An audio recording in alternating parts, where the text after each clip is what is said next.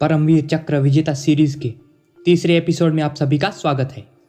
आज बात करेंगे भारत के तीसरे परमवीर चक्र विजेता राम राघोबा राणे की, जिन्होंने 1948 के कश्मीर युद्ध में अपनी जान की बाजी लगाकर एंटी टैंक माइंस को हटाकर भारतीय सेना के टैंकों के लिए रास्ता बनाया था। तो चलिए जानते हैं ऐसे जाबाज सिपाही की कहानी। राम राघोबा राणे का जन्म 26 जून 1918 को कर्नाटक के करवार जिले के हावेरी गांव में हुआ था। उनके पिता राघोबा पी राणे कर्नाटक के उत्तर कन्नड़ जिले के चंदिया गांव में पुलिस कांस्टेबल थे। राम राघोबा राणे की प्रारंभिक शिक्षा ज़्यादातर जिला स्कूल में हुई, क्योंकि उनके पिता का लगातार स्थानांतरण होता रहता था। 1930 में वह असहयोग आंदोलन से प्रभावित हुए थे। आंदोलन में उनकी भागीदारी ने उनके पिता को चिंतित कर दिया। तब उनके पिता अपने परिवार को साथ लेकर अपने पैतृक गांव चंदिया वापस आ गए। 1940 में दूसरा विश्व युद्ध तेजी पर था। राम राघोबा राणे के भीतर भी कुछ जोश भरा जीवन जीने की चाह थी, तो उन्होंने भारतीय सेना में जाने का मन बनाया। उनकी इच्छा रंग लाई और 10 जुलाई 1940 को वह बॉम्बे इंजीनियर्स में आ गए। वहां वो अपनी बैच के सर्वोत्तम रिक्रूट चुने गए। इस पर उन्हें प्रोमोट करके नायक बना दिया गया तथा इन्हें कमांडेंट की छड़ी भी प्रदान की गई। ट्रेनिंग के बाद राणे 26वीं इन्फेंट्री डिवीजन की 28वीं फील्ड कंपनी में आ गए।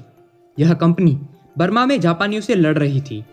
बर्मा से लौटते समय राघोबा राणे को 2 टुकड़ियों के साथ वहां रोक लिया गया और उन्हें यह काम सौंपा गया कि वह बुथिडांग में दुश्मन के गोला बारूद के जखीरे को नष्ट करें और उनकी गाड़ियों को बर्बाद करें।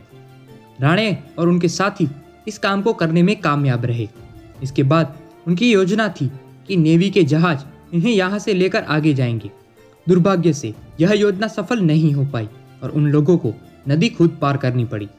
यह एक जोखिम भरा काम था, क्योंकि उस नदी पर जापान की जबरदस्त गश्त और चौकसी लगी हुई थी।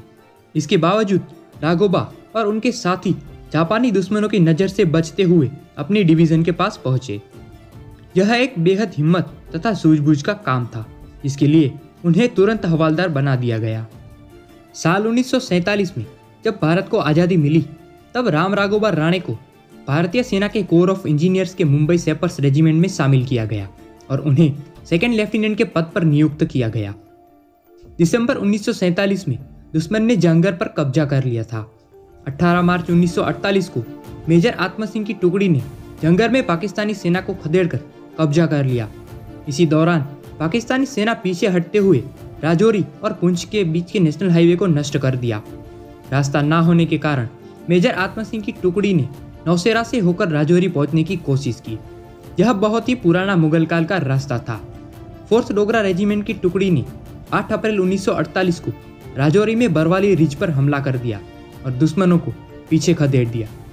यह जगह नौशेरा से 11 किलोमीटर दूर थी, परंतु बरवाली के आगे काफ़ी ज़्यादा रोड खराब थी। साथ ही पाकिस्तानी सेना ने माइनफील्ड्स भी बिछा रखी थी। इस कारण भारतीय सेना के वाहन और टैंक आगे नहीं बढ़ पा रहे थे।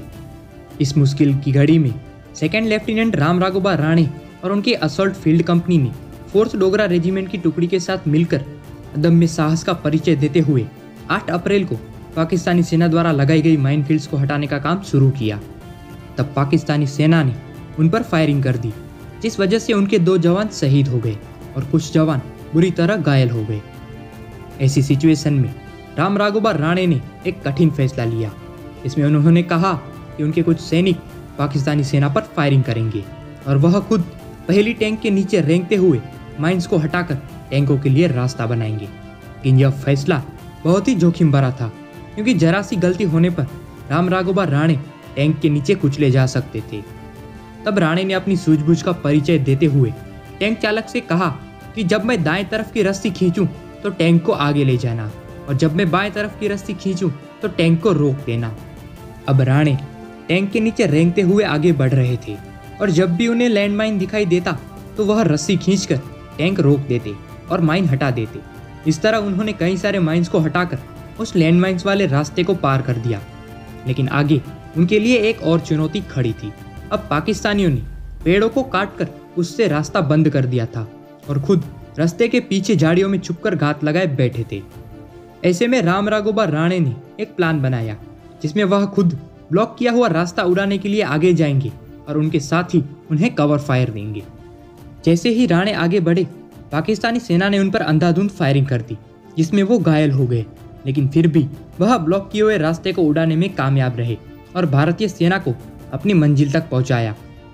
इसी साहस और शौर्य भरे कार्य के लिए 21 अप्रैल 1948 को राम राघोबा राणे को भारतीय सेना के सर्वोच्च वीरता पुरस्कार परमवीर चक्र से सम्मानित किया और वह बन गए ऐसे पहले सिपाही जिन्हें जीवित रहते परमवीर चक्र मिला था। इसके बाद उन्होंने 20 साल तक भारतीय सेना में सेवा दी और साल 1968 में मेजर के रैंक पर रिटायर हो गए। साल 1994 में 76 साल की उम्र में पुणे के अस्पताल में उनका निधन हो गया। इस तरह भारत के तीसरे परमवीर मेजर राम राघोबा राणे ने 28 साल तक अपने प्राणों की परवाह किए बिना महाभारती की सेवा की। उनका ऋण हम कभी नहीं चुका सकते, लेकिन हमारा फर्ज बनता है कि उनकी कहानी हम भावी पीढ़ियों तक पहुंचाएं। तो आज के इस एपिसोड में बस इतना ही। मिलेंगे नेक्स्ट एपिसोड में एक और परमवीर की शौर्य गाथा के साथ। जय हिंद।